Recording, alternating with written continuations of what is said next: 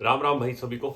जैसा कि मेरा वादा था कि मैं अपना नया ब्लॉग पीजीडब्ल्यूपी पे बनाऊंगा, यानी कि पोस्ट ग्रेजुएट वर्क परमिट के ऊपर। तो आज इस वीडियो में वापस आया हूं इसी टॉपिक के ऊपर। तो आज का टॉपिक जो है पीजीडब्ल्यूपी है। पीजीडब्ल्यूपी क्या है, सबसे पहले तो ये समझना जरूरी है भाई।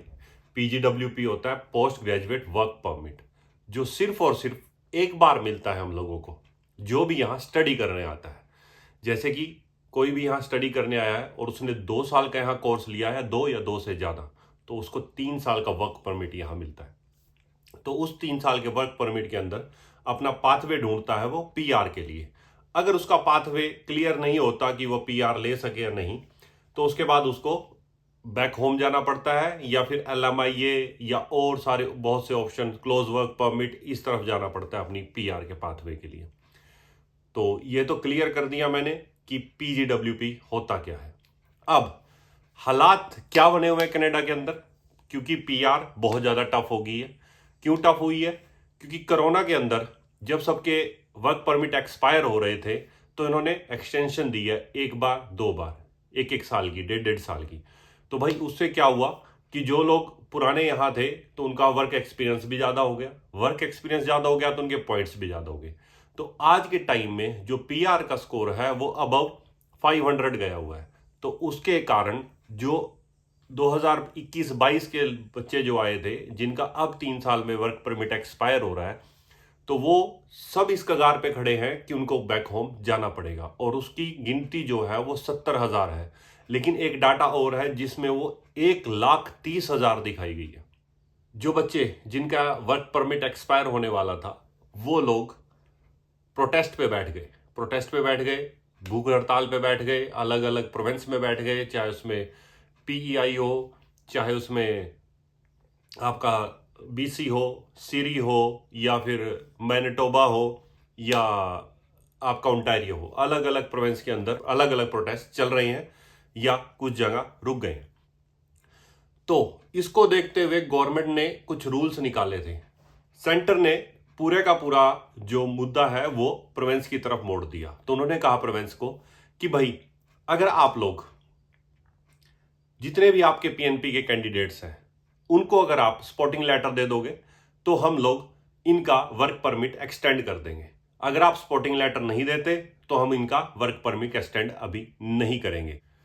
तो इसके बाद भाई सबसे पहले मैनिटोबा आगे आया। मैनिटोबा ने क्या कहा कि अगर आपने 10 मई से पहले पहले अपनी पीएनपी अप्लाई की हुई है, या अप्लाई की हुई है और आपका वर्क परमिट एक्सपायर हो गया है, तो आप लोग मैनिटोबा से अपना स्पॉटिंग लेटर ले सकते हैं और वर्क परमिट एक्सटेंड करा सकते हैं। उसके बाद मैनिटोबा के बाद दूसरा जो प्रोविंस आ गया है वो आया अल्बर्टा।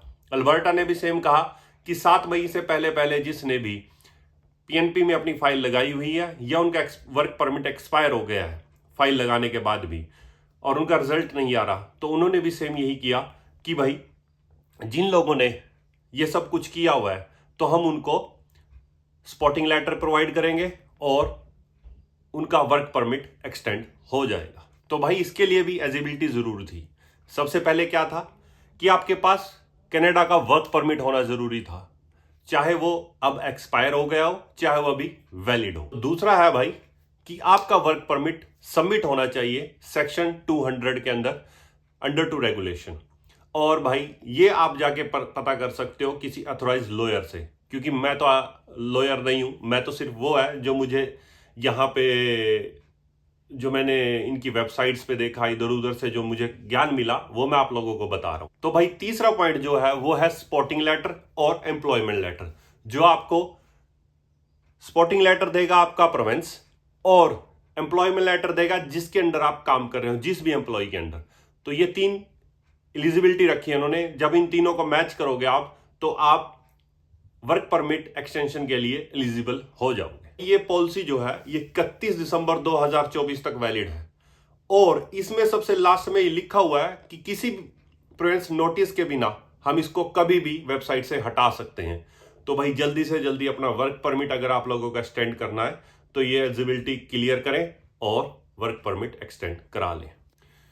तो भाई मेरा ओपिनियन ये है, ये मेरा सिर्फ, कि मैं ये चाहता हूं कि जिन भी बच्चों का वर्क परमिट एक्सपायर हो रहा है या बेचारे जो बैठे हैं कि आज नहीं तो कल एक्सपायर हो जाएगा, क्योंकि सबके दिमाग में टेंशन चली हुई है, तो मेरा ओपिनियन यही है कि या तो इन लोगों को कम से कम 2 साल का वर्क परमिट एक्सटेंड कर दिया जाए, या फिर जैसे कोरोना में TR to PR जैसा कोई प्रोग्राम आया था, उस प्रोग्राम की तरह कोई अच्छा सा प्रोग्राम निकाले और इन सबको PR दे दे, क्योंकि सबके पास 2-3 साल का एक्सपीरियंस मिनिमम हो चुका है और फिर भी अब PR का पाथवे ढूंढ रहे हैं। तो यही 2 रास्ते इजी हैं जिससे ये लोग कनाडा में स्टे कर सकें, क्योंकि इन लोगों ने यहाँ टैक्स भी दिया है भाई, इन लोगों ने बैक होम से लाके पैसा इन्वेस्ट किया है जिससे यहाँ के इकोनॉमी में ग्रोथ हुई है, और उसके बाद 3 साल अपने खराब किए हैं, 3 तो वर्क परमिट पे किए हैं और 2 साल स्टडी पे खराब किए हैं, तो 5 साल यानी कनाडा में रहने के बाद ये बैक होम जाके क्या करेंगे, अब ये भी सोचने की बात है। तो प्लीज यही रिक्वेस्ट करूंगा मैं गवर्नमेंट से भी, या मेरे ओपिनियन जो मेरे अंदर से भाव निकल रहे हैं, कि प्लीज इनका कोई ऐसा पाथवे निकाल दो ताकि ये सब लोग PR हो सके। और कमेंट सेक्शन में भाई कमेंट जरूर करना इस बात पे, मेरे ओपिनियन सही है या नहीं, या आप लोगों का क्या ओपिनियन है। तो भाई सभी को मेरा राम राम, जय बाबा।